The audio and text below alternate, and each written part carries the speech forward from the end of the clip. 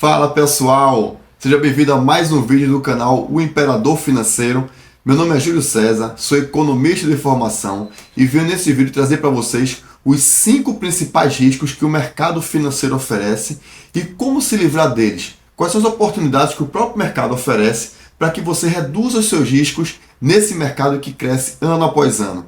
Se quiser conhecer os 5 principais e entender ainda mais como todos eles funcionam, fica comigo após a vinheta. Tonight is the night, we'll fight till it's over, so we put our hands up like the ceiling can't hold us, like the ceiling can't hold us, like the ceiling can't... Bom, sempre que a gente pensa em mercado financeiro, existe uma palavra que vem a reboque: riscos. O quanto que eu devo investir, quais são os riscos que esse mercado me oferece. Os 5 principais deles eu vou te apresentar agora. Dentre os riscos que o mercado financeiro oferece, um deles é o risco de liquidez. Mas, Júlio, o que vem a ser liquidez? Liquidez, gente, nada mais é do que a capacidade de um ativo, um bem ou uma propriedade se transformar em dinheiro. Ou seja, aquilo que você tem no mercado financeiro ou alguma propriedade particular tua. Um exemplo, um carro. Um carro que tem um preço de mercado, uma aceitação de mercado muito alta, ele tem uma liquidez muito alta, ou seja, a capacidade que você tem de vender esse carro no mercado, ele é muito alto. E existem outros carros que têm um nível de liquidez muito baixa. Por exemplo, carros aqui no Brasil da Citroën, Renault, especiais marcas de carros franceses, eles têm uma aceitação de mercado muito baixa. O que significa dizer que, quando você for vender esse carro, você vai levar muito tempo para se desfazer desse bem. No mercado financeiro, funciona meio que da mesma forma. A liquidez de um ativo ele vai ser determinado de acordo com a possibilidade de venda e o tempo de retorno que esse ativo vai entrar na tua conta bancária. Ou seja, o tempo que você coloca esse ativo para venda e a resposta que o mercado vai dar. Ou seja, quanto tempo você vai ter esse valor, esse dinheiro de volta na tua conta.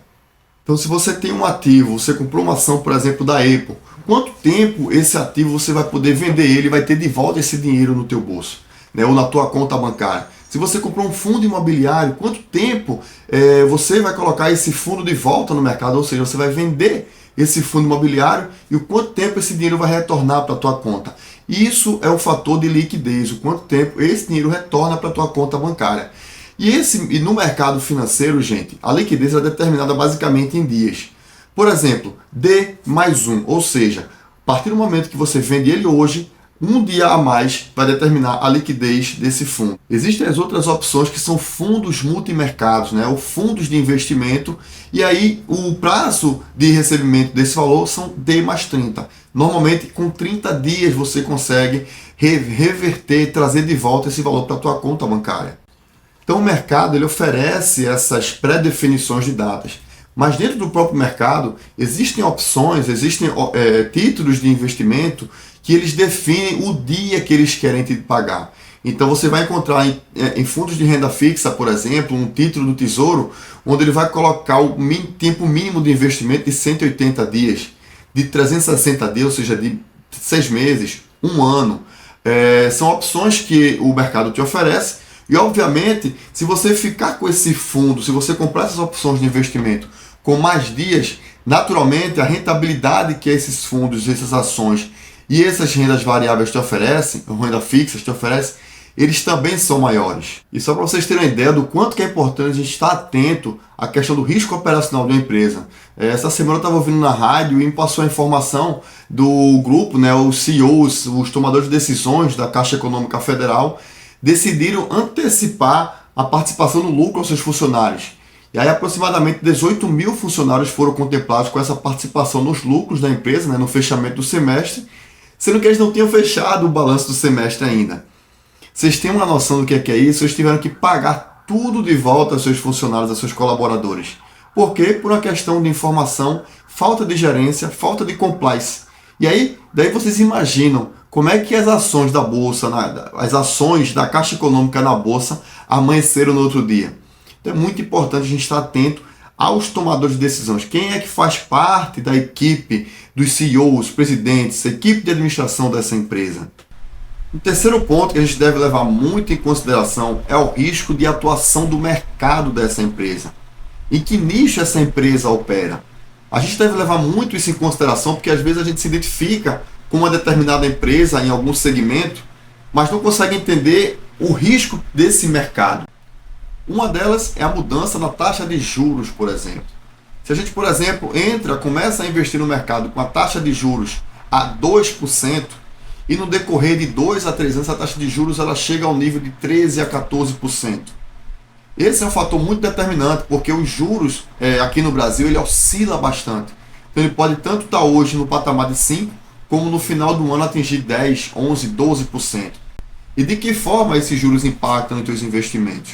O que é? Aí eu entro no viés da explicação dos juros. O que é os juros? Nada mais é do que o valor do dinheiro no tempo.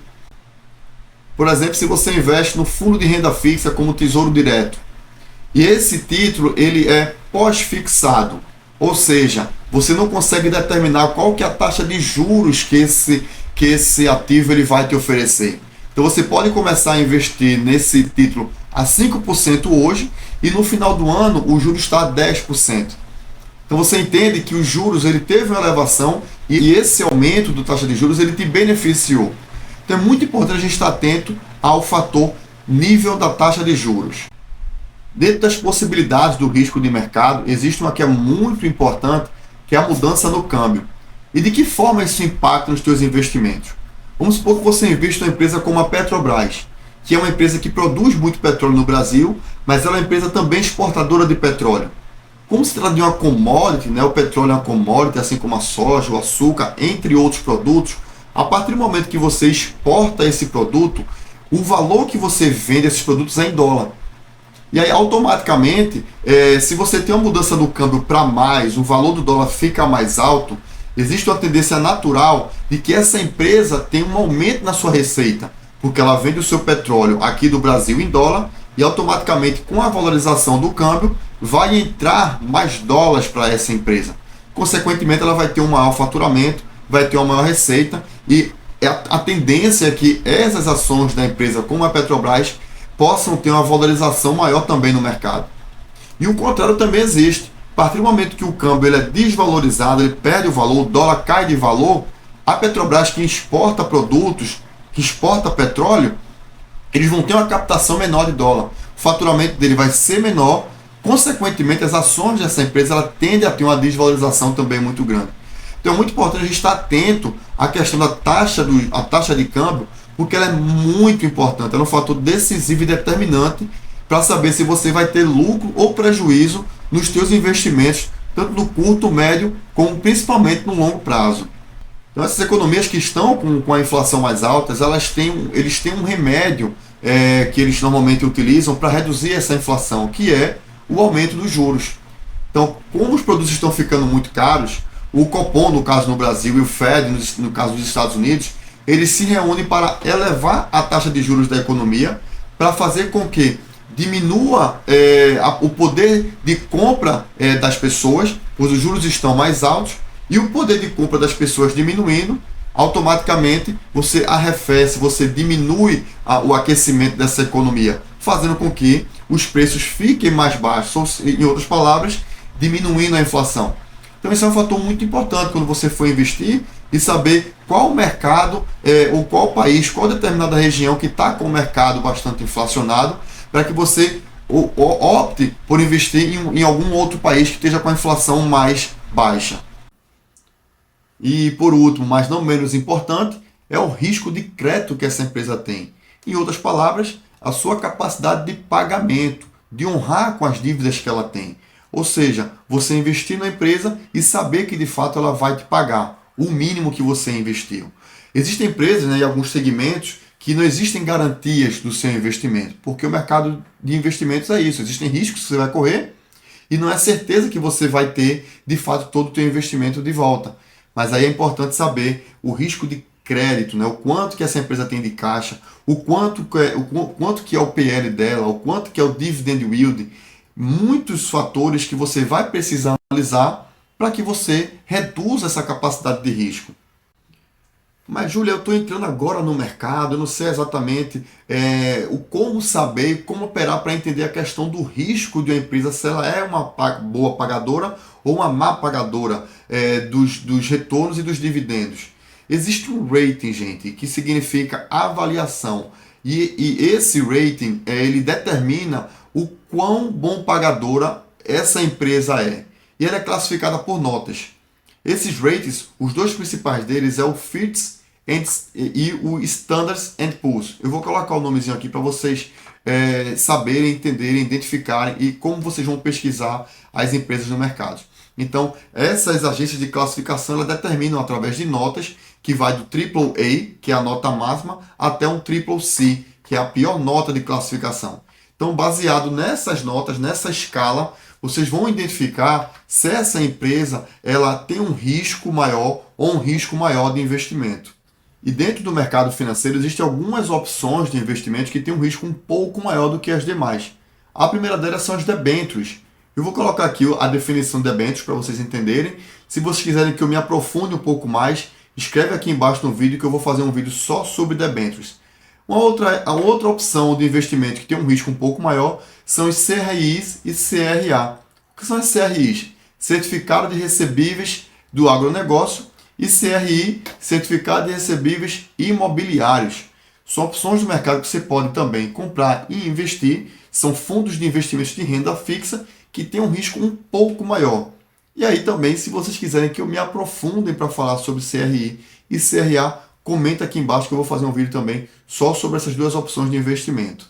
Além dessas três opções que eu acabei de citar, debêntures, CRI, CRA, existe um outro risco específico que é o risco da empresa. E aí, para vocês entenderem um pouco mais o que é que vem a ser esse risco da empresa, eu vou recomendar para vocês a leitura do livro chamado O Investidor Inteligente, que fala sobre a análise fundamentalista das ações. E lá vocês vão conseguir entender um pouco mais sobre PL, Dividend Yield, dividendos. É um livro muito bom. Eu vou colocar aqui também na descrição do vídeo para vocês pesquisarem o livro. E também, se vocês quiserem que eu faça um vídeo só sobre análise fundamentalista de ações, sobre o livro O Investidor Inteligente, eu faço um vídeo explicando. Mas dentro do livro, vocês vão conseguir entender o que vem a ser esse risco da empresa, né? São baseados na análise fundamentalista de investimentos. E aí, quando eu definir qual empresa que eu vou investir, quais os riscos que eu vou correr, eu devo analisar alguns pilares muito importantes antes dessa decisão. A primeira delas é o balanço financeiro dessa empresa. O segundo, o demonstrativo do resultado do exercício dessa empresa, a DRE. Terceiro, fluxo de caixa. Quarto, a reputação. E por último, a credibilidade dessa empresa. E Júlio, tu falou agora em alguns termos mais técnicos, alguns termos mais econômicos que eu não consigo entender. Eu vou passar para você um site que vai te passar todas as informações dessas empresas, que é o IUB, yubb.com.br. Vou colocar aqui também no link no vídeo, e aí você acessa esse site e você vai ter todas essas informações de todas as empresas no mercado, não só no Brasil, como no mundo. Mas existem alguns órgãos dentro do mercado financeiro que são regulamentados e te protegem dentro do mercado para que você não tenha grandes perdas. Um deles é o FGC, o Fundo Garantidor de Crédito. Esse órgão ele te ajuda a fazer com que você não tenha grandes perdas até um determinado nível de investimento. Esse limite é de R$250 mil. Então, se você tem esse teto até 250 mil e tem investimentos em opções como CDBs, que são Certificados de Depósitos Bancários, RDBs, Recebíveis de Depósito Bancário, dinheiro investido na poupança, depósitos à vista, LCI, como eu já falei, letra do crédito imobiliário, LCA, letra do crédito do agronegócio, letras hipotecárias, todos esses produtos são protegidos pelo FGC. Então, se você tem um investimento aí de 10, 40, 50 mil e essas instituições, elas porventura vierem a quebrar, você tem esse valor até 250 mil como garantia do teu pagamento e que você não vai ficar sem nada na conta. E a gente também tem o primo rico do FGC, que é o FDIC, que é o Federal Deposit Insurance Composite, que é o FGC dos Estados Unidos. E por curiosidade, ele tem o mesmo valor de teto em dólar, né, que é de 250 mil dólares. Então, se você investe em produtos similares a esses que eu acabei de citar aqui no Brasil, nos Estados Unidos, o FDIC ele também te garante garantias de até 250 mil dólares. E para finalizar, antes de você começar a investir, é muito importante você entender que tipo de investidor você é. Ou seja, que tipo de risco você está propenso a correr, para que tipo de retorno você vai conseguir obter. Então, antes do risco, vem o teu perfil de investidor. E eu coloco também aqui no link do vídeo para que você acesse uma plataforma que eu utilizo e você vai conseguir entender o perfil de investidor que você é. Se você é um perfil mais moderado, se você é um perfil mais conservador ou mais agressivo.